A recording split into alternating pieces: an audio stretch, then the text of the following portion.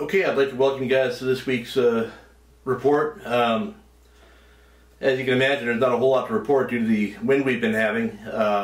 It's been blowing steadily here the last few days. Today's Wednesday. I think it's going to be the worst of the wind, and I'm hoping for it to start backing off tomorrow and Friday, and by Saturday and Sunday it looks like we have some pretty good weather. So I'm sure the amount of wind we've had is going to have some effect on the fishing in the inshore areas, but doesn't sound like it's hurt the tuna fishing yet. So far, the long-range boats have been out. Despite really rough weather, are catching some nice fish, so hopefully those things will still stick around, and hopefully the inshore water recovers pretty quickly. I'm not in my normal studio here because I'm going to show you guys some stuff here on Fish Dope to talk about my strategies for when I'm fishing offshore, and maybe share some tips that you guys can use next time you're heading out and unsure of where to go or what to look for.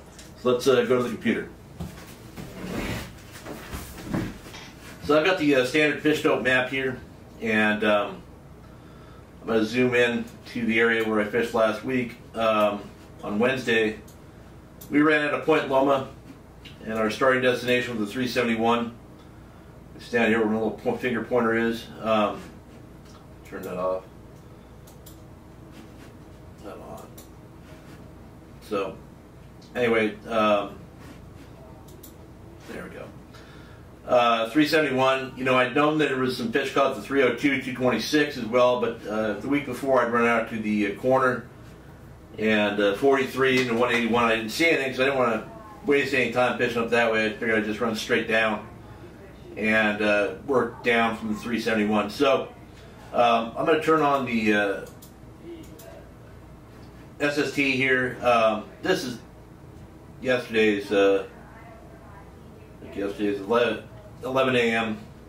Yesterday's, or today's the 11th, yeah.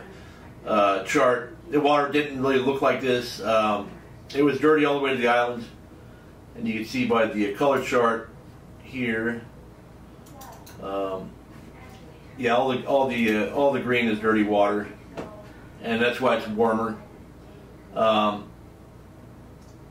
The dirty water kind of stays on the inside edge of the 425.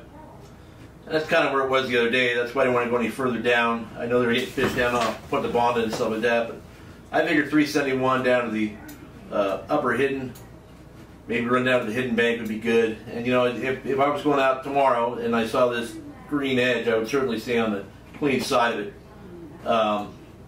That's obviously that dirty water is not going to be where they're at, although they might be right on the edge of it. So getting back to the water temperatures, pretty generic. You can actually see that the dirty water is a little bit cooler than the clean, warmer water on the outside of it. This is 64 degree water, 62.5. Kind of the same as it was last week. So I'm going to get rid of the water temperature here. It's not really important what I'm talking about. You see, you can zoom in anymore. That's about it. Let me do it this way. Just for simplicity's sake here. Okay, so now I ran down to 371, and the mistake that a lot of guys make is they'll run right to the spot where it says 371 thinking that's the bank.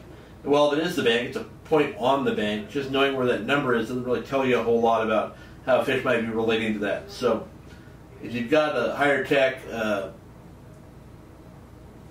chip in your plotter, like an Avionics or the new Simrad one,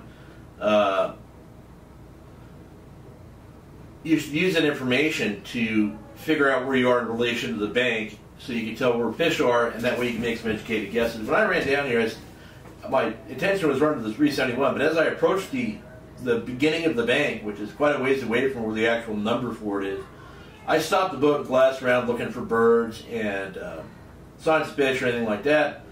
I didn't see anything, so I continued on to the bank. I normally run a couple miles and then glass and run a couple more miles to, because that's about as far as I can glass effectively, unless it's a huge spot from deck level on my skip. So by the time I got to the 371 proper, I'd stopped a couple times, glassed around. All I saw was a few small spots of bonita, big bonita. We caught a few of those. There was no tuna around. So once I got to the top of the 371, I ran up to the top edge of it. I keep doing it, I apologize. I didn't see anything. And then I ran to the outer edge of it. I didn't see anything. I'd already come from the inside edge of it, so I ran to the bottom edge of it, and now I see a spot of bluefin. So they were up and down quick, we didn't catch any. So knowing that they were on the bottom edge of the bank here, I ran along the bottom edge of the bank from end to end, and I saw some sign. It looked like fish. It wasn't ready to go. It was early still. Definitely somewhere where I would be happy to be back on the tide at noon or 11:30 or whatever that was. So I said, yeah, there's fish here, and it was 7:30 in the morning. They're not going to be up foaming around and biting, but I know they're there, and I can come back here at 11 o'clock potentially and know that I'm going to be in a fishy area. In the meantime, I decided to run down to the 425 to have a look. I ran to the top end, but I didn't even really, I saw no signs of life at all. I got down to the bottom end, I saw nothing. So I didn't see any birds, I didn't see any dolphins, whales, anything like that. There's a lot of dolphin and whale down there right now, so you can get tricked out pretty easy.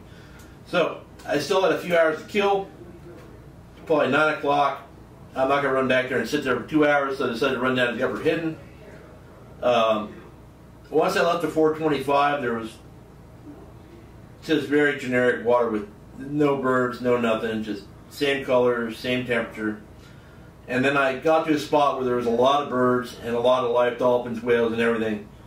And I stopped, and I glassed around, and I noticed that life was traveling at an angle parallel to the upper hidden, this direction.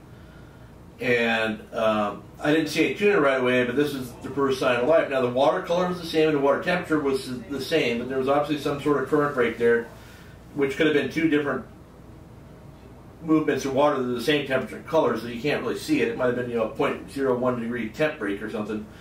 But everything was stacked up along a very defined edge that happened to run parallel to this ridge, but inside of it, which tells me that this is probably water moving in between these banks. So I looked parallel to the upper hidden, knowing there was fish at the bottom of the 371.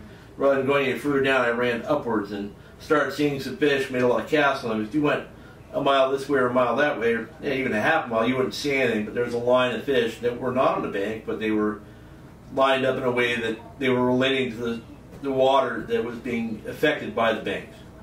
So, knowing that there was fish at the 371, by about 10:30, I started to run up towards there, knowing that those fish were probably the same continuation of those fish that I saw down here. And as I got close to the bank, started seeing bigger schools, and we hooked two and caught the one. Once that happened, we weren't quite at the 371 yet, but we decided to call it a day at that point and head back. It was getting late, had a long drive ahead of us. But I drove through scattered fish all the way until I hit that dirty water inside of 425. And this spot here, which was the last spot of fish we saw, which was 6 miles southwest of the Coronados, North Island, was 200-pound fish blowing out. We didn't even cast them. They were bigger than anything. When I deal with that late in the day, didn't have the right tackle for it anyway. But that's basically how you can go out and cover water instead of just driving from bank to bank. You go out, you see what's happening, you make observations, you position those observations to a specific type of structure or lack of structure. A current break can be structured, bottom contour can be structured, anything like that, color change. And then you see what the water temperature is, water color is, and then you look at the map and you look at other topographical features that might have a similar condition, similar position. You go there, you have the same color water and same color temperature, you got to get a chance somebody fish there too. If you don't see it, keep running to the next one, and so you're no longer looking for banks or spots or boats. You're looking for conditions that are conducive to finding fish. And once you find your first fish of the day, you can always go back there later with bluefin, and they're likely to be biting a little bit better in the afternoon. So once you isolate a place that, hey, I know that I could probably come back here to the bottom edge of the 371 and catch some fish, I'm going to confidently go out and see if I can find 2 or 3 other areas that might bite sooner or might be better. And that's basically it. So, don't worry about what the other boats are doing. If you see another boat, look what they're looking at. Look through your binoculars. Figure out what they're doing, and then look on your chart and go find somewhere else where you can do the same thing without them. So, there you go. That's about it for this week. I'm hoping to have a better report next week, and we have some decent weather this weekend, so hopefully you get out there and have a great weekend.